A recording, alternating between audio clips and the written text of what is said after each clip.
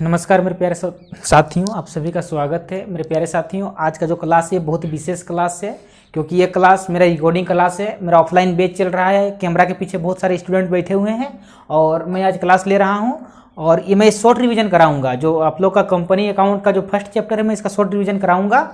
और ये क्लास बहुत ही इंपॉर्टेंट क्लास है, क्योंकि देखिए ऑफलाइन प्लस ऑनलाइन दोनों टाइप का क्लास जो है, तो आप लोग ऑनलाइन में इसका मजा लीजिए। और जो पीछे बैठे हुए हैं कैमरे के पीछे, जो आप लोगों को नहीं, आप लोग उन लोगों को नहीं देख पा रहे होंगे, लेकिन उन लोग आप लोगों को बाद में ज़रूर देखेंगे। तो आप लोग इसको मैक्सिमम शेयर कीजिएगा।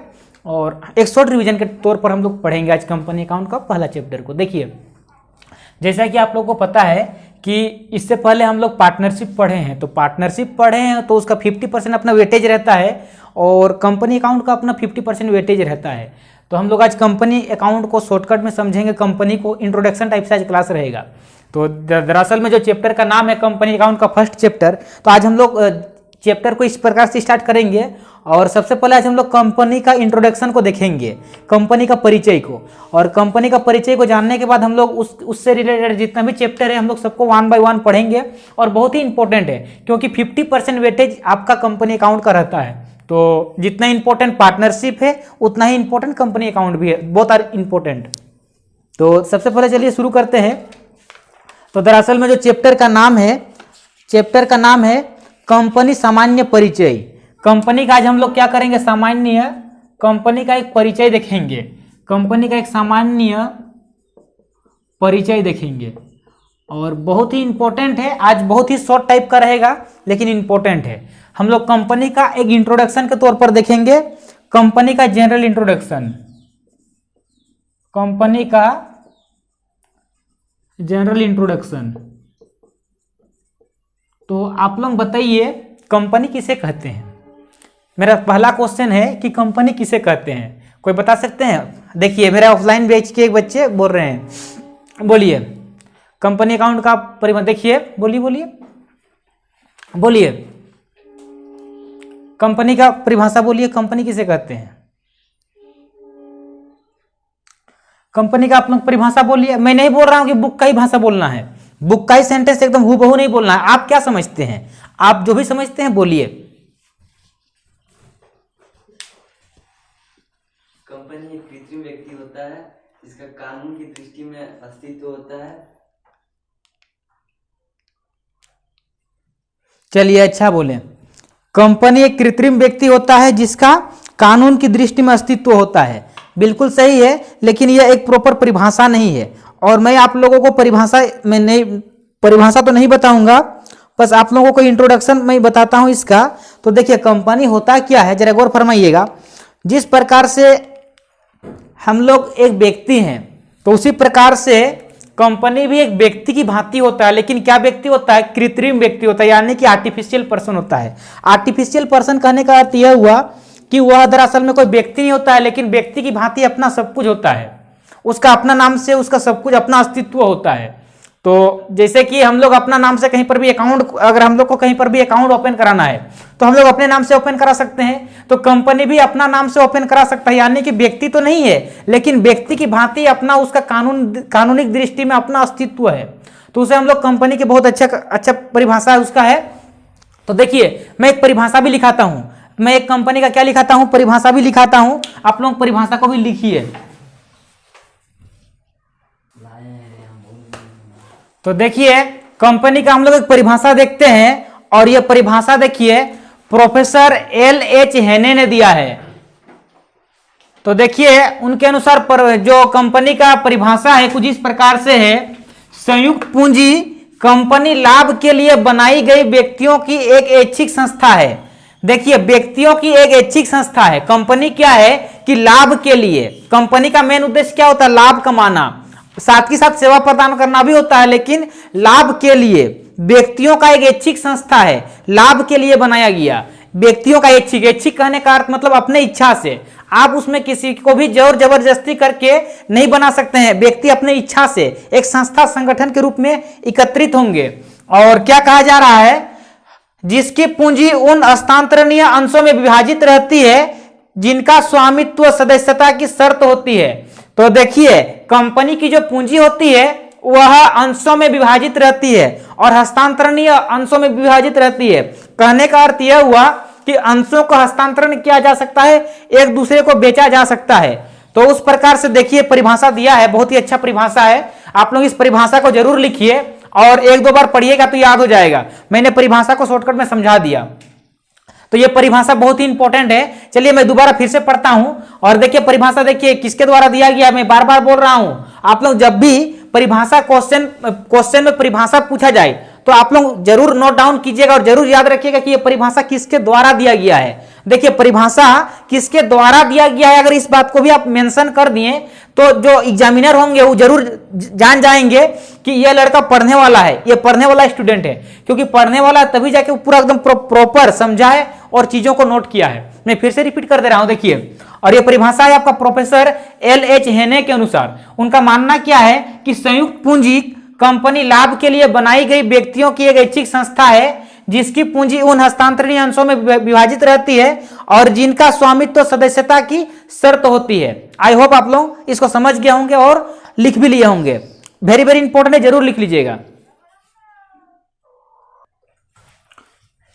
चलिए अब हम लोग देखते हैं कंपनी की विशेषताएं। तो देखिए कंपनी की विशेषताओं पर हम लोग बात करते हैं तो देखिए इसे इंग्लिश में कहा जाता है फीचर्स ऑफ ए कंपनी। तो कंपनी की क्या क्या विशेषताएं होती है, चलिए हम लोग वन बाय वन देखते हैं। तो देखिए सबसे पहले लिखा है कि ऐच्छिक संस्था है। कंपनी क्या है, तो कंपनी एक ऐच्छिक संस्था है। ऐच्छिक संस्था कहने का अर्थ यह हुआ कि कंपनी में जो भी सदस्य आते हैं अपने इच्छा से आते हैं, कोई जोर जबरदस्ती नहीं, अपनी इच्छा से आते हैं। जो भी शेयर होल्डर आते हैं, जो कोई भी उस कंपनी का शेयर परचेज करता है अपने इच्छा से परचेज करता है, ना कि कोई दबाव में। नेक्स्ट क्या लिखा है, कृत्रिम व्यक्ति, आर्टिफिशियल पर्सन। कंपनी एक कृत्रिम व्यक्ति होता है, कहने का मतलब आर्टिफिशियल पर्सन होता है। जिस प्रकार से हम लोग एक सजीव व्यक्ति हैं तो हम लोग सजीव हुए, तो कंपनी सजीव नहीं है, वो श्वास नहीं लेता है, कोई जीवित प्राणी नहीं है। लेकिन जिस प्रकार से व्यक्ति अपना सब कुछ करता है, अपना नाम से सब कुछ करता है, उसी प्रकार से कंपनी भी अपने नाम से सब कुछ करती है। इसलिए यह क्या है, कृत्रिम व्यक्ति है। नेक्स्ट क्या है कि प्रत्येक वैधानिक अस्तित्व। तो देखिए सेपरेट लीगल एग्जिस्टेंस, इसका अपना विधान में अपना अस्तित्व है, इसका एक अलग नियम कानून है, अपना इसका एक अलग अस्तित्व है। तो इसको आप कंपनी का एक अलग, जैसे कि कहीं पर भी मान लेते हैं अकाउंट ओपन कराते हैं तो हम लोग अपना नाम से अकाउंट ओपन कराते हैं, तो कंपनी अपना नाम से अकाउंट खोलाएगी। कहने का अर्थ यह है कि कंपनी का अपना एक अस्तित्व होता है। ठीक है। नेक्स्ट देखिए दिया हुआ है कि सीमित दायित्व। कंपनी का सबसे ज्यादा इंपॉर्टेंट है कि सीमित दायित्व। कंपनी में क्या होता है, सीमित दायित्व। जबकि हम लोग पार्टनरशिप में देखे थे असीमित दायित्व, यहां पर क्या होता है, सीमित दायित्व। अगर कोई शेयर होल्डर अपना एक शेयर खरीदा है 100 रुपया का, तो उसका दायित्व 100 रुपया तक का ही है, यानी जितना का आप उसमें इन्वेस्ट किए उतना ही आपका लायबिलिटी है। इसलिए कहा जाता है कि क्या है, सीमित दायित्व है। नेक्स्ट देखिए अस्थायी अस्तित्व, यानी कि अस्थाई मतलब हमेशा फिक्स अस्तित्व। देखिए कंपनी में क्या होता है कि कंपनी में शेयर होल्डर बदल जाते हैं लेकिन कंपनी अपना अस्तित्व में टिकी रहती है। उसके शेयर होल्डर बदल जाएंगे, मालिक शेयर होल्डर ही मालिक होते हैं। आगे चल के हम बताएंगे आप लोग को कि जो भी शेयर होल्डर होते हैं वही ओनर होते हैं। देखिए यहाँ पर लिखा भी हुआ है।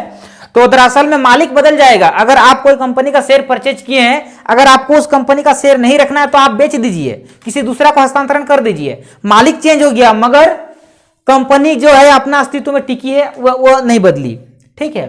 नेक्स्ट देखते हैं, चलिए सार्वमुद्रा। सार्वमुद्रा मतलब कॉमन सील। देखिए यहां पर जो भी पैसा लगा रहता है किसी एक व्यक्ति का नहीं, कंपनी में बहुत सारे शेयर होल्डर पैसा लगाते हैं, इसलिए क्या कहा जाता है, सार्वमुद्रा है, कॉमन सील है। अगला क्या है कि अंशों की हस्तांतरणीय। जरा एक बार फरमाइएगा, आप कोई कंपनी का शेयर परचेज किए, अगर आपको उस कंपनी का शेयर में आपको ज्यादा इंटरेस्ट नहीं लग रहा है, आपको ज्यादा बेनिफिट नहीं हो रहा है, तो आप अपना शेयर को दूसरे थर्ड पर्सन को बेच सकते हैं, थर्ड पर्सन सेकंड पर्सन को बेच सकते हैं। तो हम कह सकते हैं कि अंशों की हस्तांतरणीय होती है। अंशों जो होते हैं सो हस्तांतरण होते हैं। आपको नहीं मन कर रहा तो दूसरों को बेच दीजिए।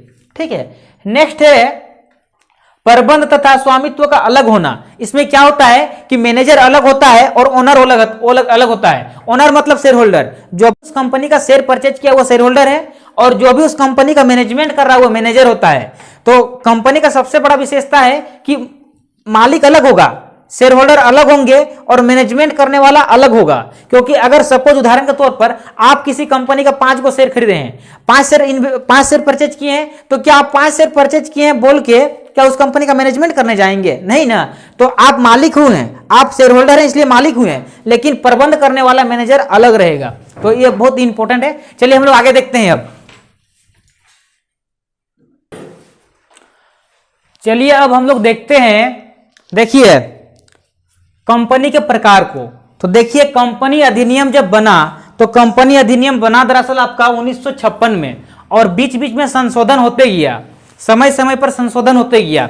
और अभी वर्तमान समय में जिसका हम लोग पालन करते हैं वो 2013 का पालन करते हैं, क्योंकि देखिए 2013 में बहुत सारा परिवर्तन हुआ, संशोधन हुआ है। तो अभी वर्तमान समय में कंपनी अधिनियम 2013 को हम लोग मानते हैं, और उसी के अनुसार कंपनी को 3 वर्गों में बांटा गया है। तो चलिए देखते हैं कि कौन कौन से 3 प्रकार हैं कंपनी के। तो देखिए ये जो बांटा गया है कंपनी अधिनियम 2013 के अनुसार बांटा गया है। और देखिए कौन कौन से प्रकार होते हैं। पहला है अंशों द्वारा सीमित कंपनी, और इसके लिए आप लोग याद रख लीजिएगा धारा 2 का 22।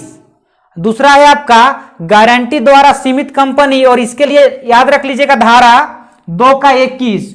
और तीसरा है असीमित कंपनी, और इसके लिए आप लोग धारा याद रख लीजिएगा 2 का 92। तो इस प्रकार से 3 वर्गों में बांटा गया है कंपनी को।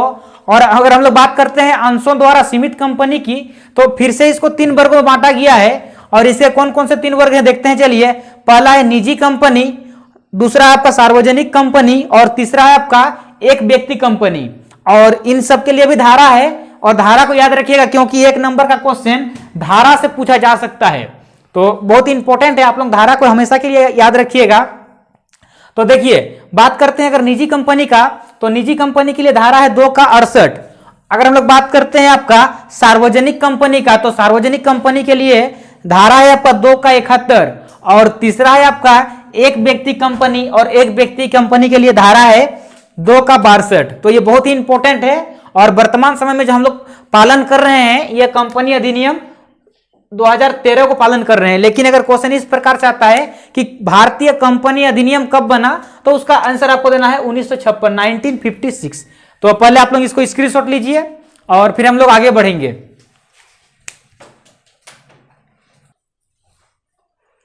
चलिए अब हम लोग देखते हैं कंपनियों का अन्य वर्गीकरण। तो देखिए जो हम लोग पिछला स्लाइड में देखे वह आपका कंपनी अधिनियम 2013 के अनुसार था, और अब हम लोग देख रहे हैं अन्य प्रकार से। तो देखिए अन्य प्रकार से कंपनी को और वर्गीकृत किया गया है। तो चलिए हम लोग उसको देखते हैं। तो देखिए अगर हम लोग बात करते हैं अन्य प्रकारों की, तो कंपनी का वर्गीकरण 4 प्रकार से किया गया है। पहला है स्वामित्व के आधार पर, दूसरा है राष्ट्रीयता के आधार पर, तीसरा आपका नियंत्रण के आधार पर, और आपका चौथा है आकार के आधार पर। तो पहला जो देखते हैं देखिए स्वामित्व के आधार पर, तो स्वामित्व के आधार पर जो है इसको 2 वर्गों में फिर से बांटा गया है। पहला आपका है सरकारी कंपनी और दूसरा है गैर सरकारी कंपनी। दूसरा में आप देखते हैं चलिए राष्ट्रीयता के आधार पर, तो नेशनलिटी के आधार पर देखा जाए तो कंपनी का 2 प्रकार होता है, एक होता है भारतीय कंपनी और दूसरा आपका है विदेशी कंपनी। अब चलिए देखते हैं तीसरा नियंत्रण के आधार पर। तो नियंत्रण के आधार पर बात करें तो नियंत्रण के आधार पर कंपनी को 2 वर्गों में बांटा गया है। पहला है सूत्रधारी कंपनी और दूसरा है सहायक कंपनी। उसके बाद हम लोग बात करते हैं चलिए आकार के आधार पर। तो आकार के आधार पर कंपनी को फिर से 2 वर्गों में बांटा गया है, एक है लघु कंपनी और दूसरा है बृहद कंपनी मतलब बड़ा कंपनी। तो इस प्रकार से कंपनी का वर्गीकरण किया गया है। तो इस चैप्टर का जितना भी निचोड़ था मैंने आप लोगों को बता दिया। इस पहला चैप्टर इंट्रोडक्शन में बस इतना ही जानना था। आप लोग लगभग कंपनी को समझ गए हैं, हल्का फुल्का परिचय आप लोग जान गए हैं। आगे हम लोग कंपनी से रिलेटेड और बहुत सारे चैप्टर हैं, 1 बाय 1 हम लोग सबको पढ़ेंगे। तो मेरे प्यारे साथियों आज के लिए बस इतना ही, कंपनी का एक जनरल इंट्रोडक्शन हुआ।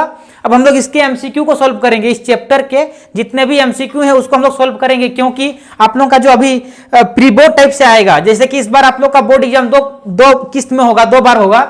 एक आपका होगा नवंबर दिसंबर आसपास में और एक होगा आपका मार्च अप्रैल के आसपास में। तो अभी जो आएगा आपका पहला वाला एग्जाम, पहला बोर्ड, तो उसमें एमसीक्यू आएगा। तो हम लोग जितने भी चैप्टर पढ़ेंगे उसके एमसीक्यू को भी सॉल्व करते जाएंगे, क्योंकि एमसीक्यू को सॉल्व करते जाएंगे तो आप लोगों का जो अभी पहला वाला एग्जाम आ रहा है इसके लिए आप लोग पूरी तरह प्रिपेयर हो जाएंगे, तैयार हो जाएंगे। तो मेरे प्यारे साथियों अगर वीडियो अच्छा लगा तो वीडियो को लाइक कीजिए, चैनल में नए हैं तो सब्सक्राइब कीजिए और सबको बता दीजिए, जितने भी आपका भाई बंधु सगा संबंधी हैं, क्योंकि बता दीजिए, क्योंकि इस चैनल में हम लोग रेगुलर पढ़ाई कर रहे हैं, ऑथेंटिक पढ़ाई कर रहे हैं। डिटेल पढ़ रहे हैं और क्वेश्चन को भी सोल्व कर रहे हैं, और मैं विशेष करके डाउट भी सोल्व करूंगा। अब आप लोगों का जो भी डाउट होगा कमेंट बॉक्स में कमेंट कर दीजिएगा, मैं डाउट सोल्व भी कर दूंगा। तो मेरे प्यारे साथियों, मिलते हैं अगला वीडियो में, तब तक घर में रहे, सुरक्षित रहें और अपने तैयारी को बुलंद करते रहें, मैक्सिमम रिवीजन करते रहें। धन्यवाद।